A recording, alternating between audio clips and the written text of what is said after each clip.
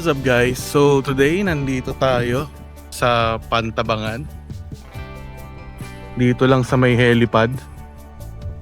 And yun, ito yung bago nating setup sa ating Ranger. Mamaya mag-rig walkthrough tayo. Dinala tayo dito ni Sir Alex sa Pantabangan. View deck. View deck ba tawag dito? Hindi, helipad na. Oo, yung helipad na. Ayan, kasama natin sila Marco. You know, ganda ng view. Ayun, panood nyo doon sa drone natin kanina. Ang ganda ng sunrise. First time din natin makarating dito. And yeah, kasama natin yung bago natin power station galing sa DJI. Yung Power 1000 Mini nila.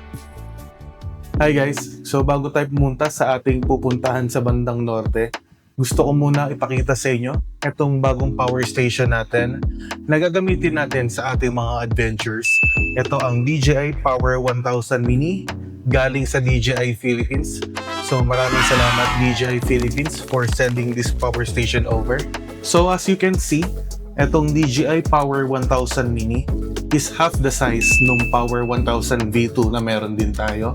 So ito ang pinakamaliit na 1000 kWh na available sa market. So very perfect yung size niya para sa mga nag-overlanding like us, camping, road trips, and content creation especially.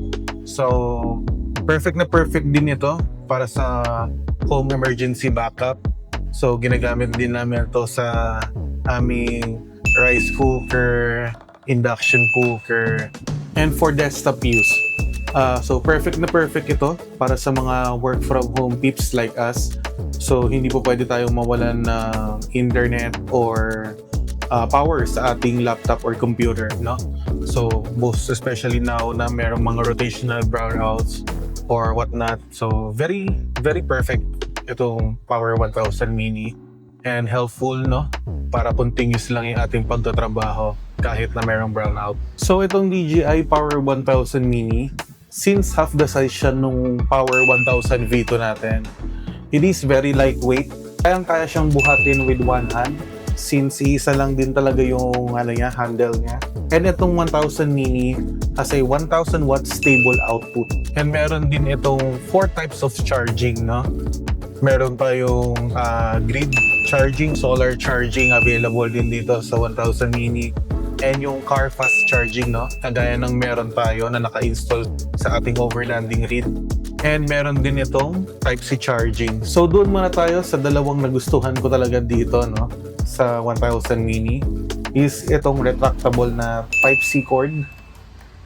Nandito siya. So ang length nito is, kung di ako nagkakamali, is nasa 0.8 meters, no? Kung di ako nagkakamali. So very easy to retract. Hilahin nyo lang ulit, then pusa na siyang babalik doon. So isa pa nagustuhan ko dito is yung ilaw niya, no? So dimmable naman siya. Hold nyo lang yung power button. So yun, nag-dim siya. So para lumangas siya, hold nyo lang ulit hanggang sa mag-blink. So indicating na yun na yung pinakasagad ng ilaw niya. So yun, doon naman tayo sa ibang features or specs na meron ito. So gaya ng mga ibang portable power stations, meron siyang dalawang USB-A na output, max of 12 watts. And yung isang slot for USB-C, max of 100 watts. Same doon sa USB-C na retractable, max of 100 watts din ang output niya, no? So ito yung SDC port. Sa SDC port naman, may mga accessories ang DJI na nabibili to fast charge your drones or cameras as well. So dyan din sinasaksak yung car fast charger na meron din tayo, no? Na nakakabit sa overlanding rig natin. So meron din tayo. So kung isasaksak mo siya sa wall or sa grid power, dito lang yung power cord na isasaksak. And meron tayong 4 na AC ports. Para sa size nga, no? Marami ng saksakan na available. Isa pa sa pinaka nagustuhan kong feature na itong Power 1000 Mini, same ng ibang DJI power station na meron tayo, is yung pagiging durable niya and rugged niya, no? It can hold a static load capacity of 1 ton.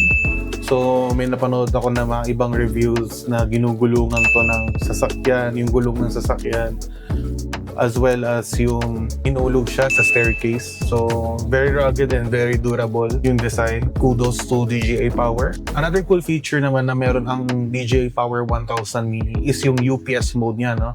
In as fast as 0.01 second, mag-activate na yung UPS mode niya kapag nag-brown out or kapag nagkaroon ng power outage sa inyong lugar. Hindi kayo may interrupt while working, no, or editing videos kagaya natin, no, ng mga content creator. And kagaya ng iba nating power stations from DJI, you have an app control para sa mga ibang features na meron itong Power 1000 Mini, kagaya nung Power 1000 V2 and yung DJI Power 2000 natin, no. So hindi na ako masyadong bibigay na maraming detalye sa app. Na-discuss na rin natin to sa mga previous videos natin na pwede nyo i-check dito. So just to give you a rough estimate ng kayang i-charge ng Power 1000 Mini from 100%, sa smartphones approximately 54 charges, and coffee maker approximately 55 minutes, no? So sobrang daming coffee na yun, no, na magagawa nyo. And sa projector naman, kung manonood kayo ng movie outdoors or even indoors, pwede nyo siya magamit for as long as 7 hours. And car fridge, kagaya ng Iceco, portable fridge na meron tayo. So approximately, without charging this one from 100% is 18 hours or more, or even 24 hours, no? So electric fan, approximately 7 hours continuous. Basta from 100% to. And para naman sa mga work from home peeps dyan, kagaya natin, ang Wi-Fi router, approximately it can run 30 hours continuous. Natest na natin din yun nung stress test natin tong power station nung na-receive natin. So yeah, 30 hours continuous na internet. And sa desktop PC naman, approximately 2 hours or more. Depende rin talaga sa usage, no? So that's pretty much it, no? Para sa portable power station natin na DJI Power 1000 Mini. And yeah, balik na tayo sa ating biyahe. Mamaya may pupuntahan tayong isang lugar. Side trip lang talaga to. So abangan nyo kung saan tayo pupunta. Yun. Let's go. Jump into the car on a Friday night. I wanna drive with you. Looking for a bar in the nearest town. I've never seen a sky so blue. We don't ever play it and the night is young. It doesn't matter what we do. There ain't nobody like. There ain't nobody like. You look so beautiful. And I'm so lucky to be yours. And you're taking me high. Ain't nobody like you. I'm not coming down. Ain't nobody like you. I could go 1,000 miles as long as I'm with you. Yeah, you're taking me high. Ain't nobody like you.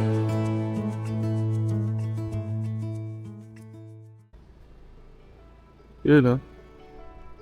Touchdown! Debut Aurora. Yun, no? Dito tayo pwesto, beachfront, no? Ganda, oh.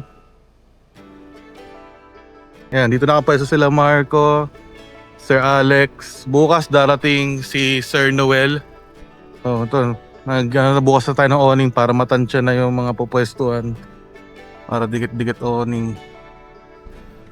Ayusin muna natin yung pwesto, tapos magsiset-up muna tayo, no?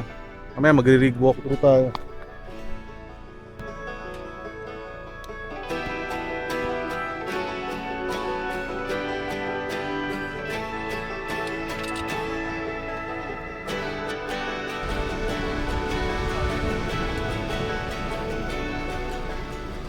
So yun, nakapag-setup na kami. Nakatulog na rin ako. Nakaidlip ako mga 2 hours, I think. Ano yan, nakabukas lang yung ating mga bintana. Pero ngayon, naka-open yung aircon. Though yung aircon natin, ang ginagamit natin na power dyan is yung ating DJI na Power 2000. And dun sa Power 1000 version 2, gamit naman natin dyan yung Starlink. Pero pinaka-highlight naman ng video natin ngayon is yung bagong product ng DJI, which is yung Power 1000 Mini nila. Ito. Currently, ang charge natin is nasa 89%. Ang charge natin dyan kanina pa is yung drone, cellphones, tsaka itong controller ng drone. Tapos, ito, yung gamit nating DJI na Action 5. So, yeah, ang dami na natin na-charge kanina. Pati yung mga portable fans natin. Since nasa beach camp tayo at medyo mainit, so, yeah. Tapos, dito rin nakasaksak yung ating portable fridge. Kanina pa siya umaandar. Currently, 89%. Very makunat siya. Parehas lang naman din siya nung 1000 V2 natin. The only difference is yung size niya. And isa sa pinaka-favorite ko dito, no? May built-in na Type-C cord. So, ayun, retractable siya. So, pwede mo siyang pahabain. Ayan, medyo mahaba din siya. Tapos kapag babalik nyo lang, hilahin nyo lang ulit babalik. Ayan. Nabalik na siya doon. Tsaka, very compact siya, no? Yeah. Half the size nung 1000 V2 natin.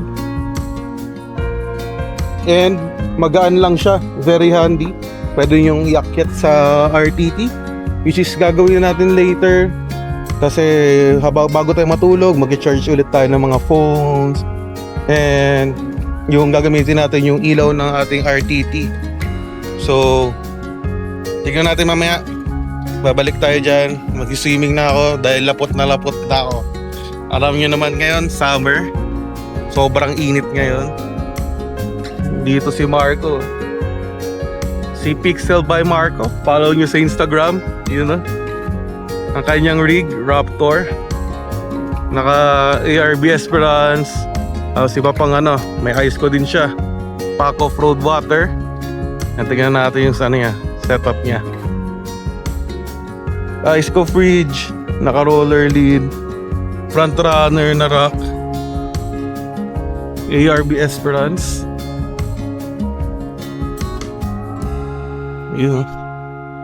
Tapos may Mototesto shower awning din. Same nung sa atin. Tapos pack off-road na water tank. May Maxtrax na kasama. Ayan, naka ARB base rack na rack. Ayan, available din yan sa Mototesto. Message lang kayo. Ayan, naka side awning siya. So, yeah, dito tayo sa ating setup. Ngayon, meron tayong aircon na ginagamit, no? Thank you sa pagpapahiram sa ating mabutihing kaibigan, si Johan Francisco ng Francisco Fam. Tapos, yun, ice ko na ref. Power stations natin. Lahat, everything na electronics natin, powered by DJI. So, thank you so much, DJI Philippines. Currently, yung mga products na meron tayo ng DJI is yung Power 1000 Mini. Yan, DJI na drone, syempre. Tapos, yung 1000 V2. And DJI Power 2000. So, dito sa ating tires, Maxxis Razor All-Terrain Sport, paired by EvoCourse Dakar Zero. And ang suspension natin is Ome. Naka-Ome tayo. Tapos, syempre yung bago ng Wildland. Ito yung Wildland Neo Frontier. Maluwag siya, 4.2, so 2 to 3 packs. Ito yung Mototesto na shower awning. Hindi lang naka-pegs, pero pipegs natin yan mamaya. Meron yan bubong. Ayun, may bubong naman to. So, may privacy, no? Pag may nagdo-drone, hindi kayo makikita sa loob. Ayan yung bubong, hindi lang nakakabit. Gamit natin na rack is yung front runner. Yan, front runner rack. Yan, ito tayo sa harapan. Rival bumper. Yun,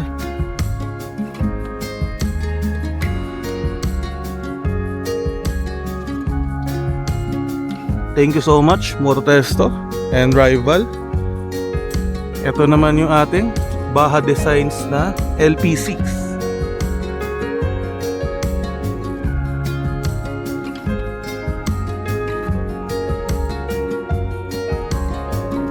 So, bukod dyan sa rival na bumper natin, UVP, full hanggang fuel tank.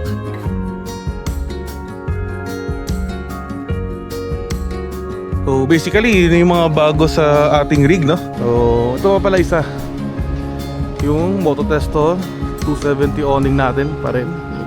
Hindi pa rin natin siya pinalitan, okay na okay pa rin naman. Sobrang tibay niyan. Tsaka ang laki. Plus, eto, Shopee lang yan, case. Lagaan extra storage ng mga gamit. So far, yun pa lang naman. Probably mga future upgrades natin, water port, mga ganyan, or plano ko dito maglagay ng cargo glide, siguro deck cargo glide para madali maglabas-pasok ng gamit, lalo yung mga nasa bandang loob, hindi tayo mahihirapan. Pero so far so good. Tingin ko gagamitin muna natin to for a year, no? After a year, saka na lang ulit natin isipin yung mga susunod na upgrades. Pero so far, satisfied. Very grateful and thank you so much sa ating Mototesto family. Napaka-solid. Ang ganda ng gawa nila. Mototesto build na rig natin. Ligo na muna. Ligo-ligo. Sila Sir Alex papunta na sa dagat. Tayo, hindi na tayo magpapalit. Kung ano na yung pinagpawisan na damit, yun na rin ang panliligo. Sayang eh. Yun. Man, I always had stories about the city life and the crazy nights. Figure I should probably give it a try. Maybe check it out, see what it's all about. Habol. But the traffic was fast and the money was slow. The people I met you never get to know. I kinda miss this place I used to live back home. Cause up here it's breakneck, paycheck, rat race, what's next? I'm tired of feeling like a small fish in a big pond. I'd like to go back where I came from, where everybody knows my name. My friends are still the same. I guess the slow life hit me just right, like a bonfire on a cold night. Hell, and you can keep your 9 to 5, happy with the simple life.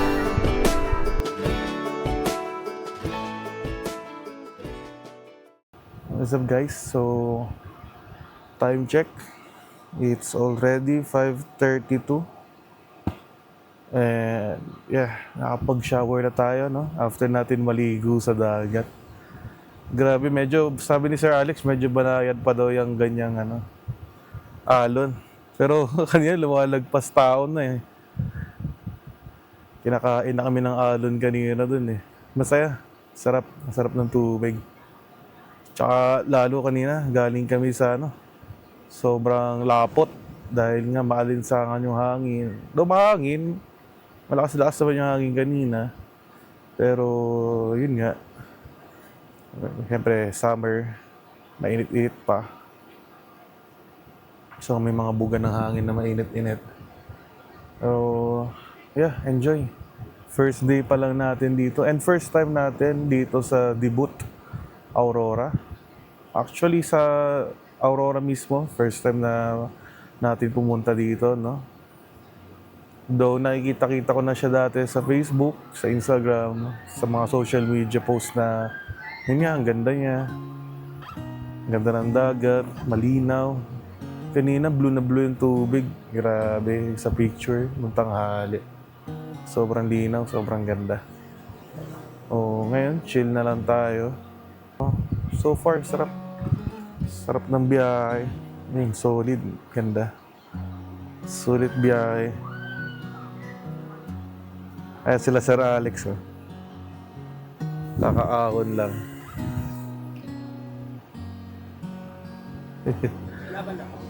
Lamok? Wala pa naman ako na encounter.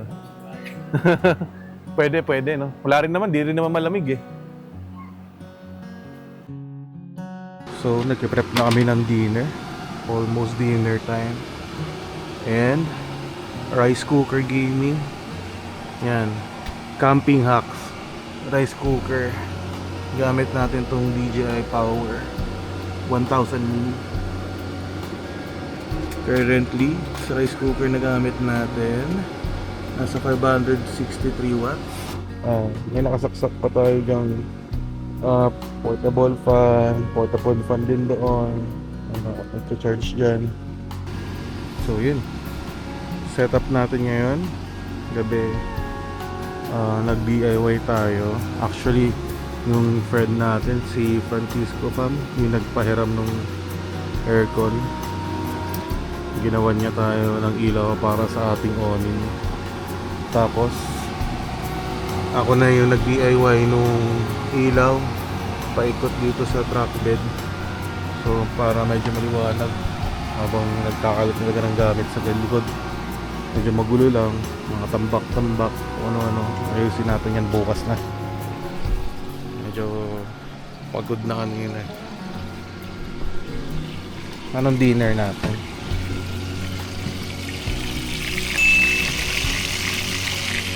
Pork chop.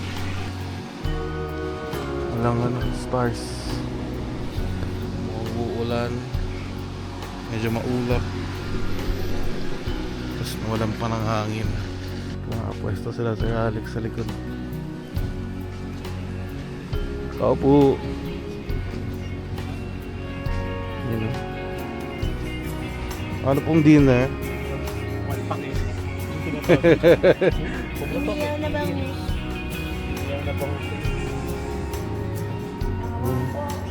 Sino nag-ihaw? Yun. Dinaanan ko na pala.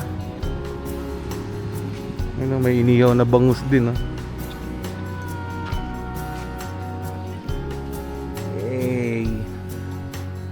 Sarap dinner.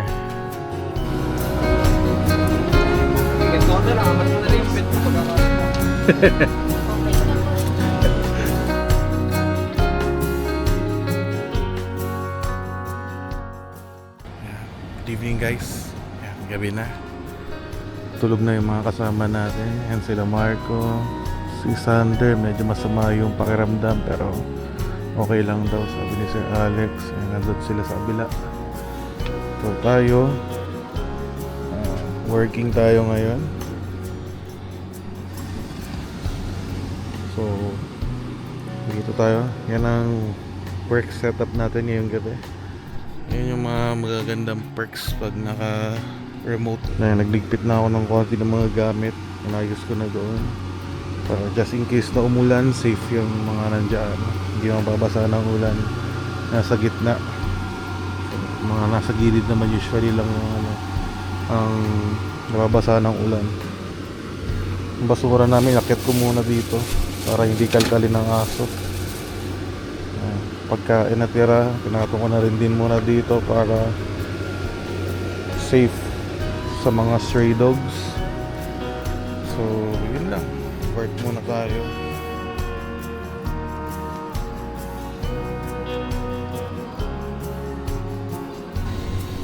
Hi guys. Ayan, lumipat na tayo sa loob ng RTV. Ang init sa baba Ito naka-aircon. Ito yung DJI Power 1000 mini. Ayan, currently nagcha-charge yung laptop ni Lala. Working kami parehas dito. So currently nasa 63% pa siya. So medyo madami-dami na rin sinarge dyan. Tsaka nakapag rice cooker pa tayo dyan kanina. Diba? So syempre pag-discharge naman din nung baterya is depende sa usage yan. So, pero ito sa paggamit namin sa kanya, currently nasa 40 watts lang yung nagagamit habang ginagamit pa yung laptop nun. So yun lang. Good night guys. Good night sa inyo. Ako yung mag-work, kami mag-work.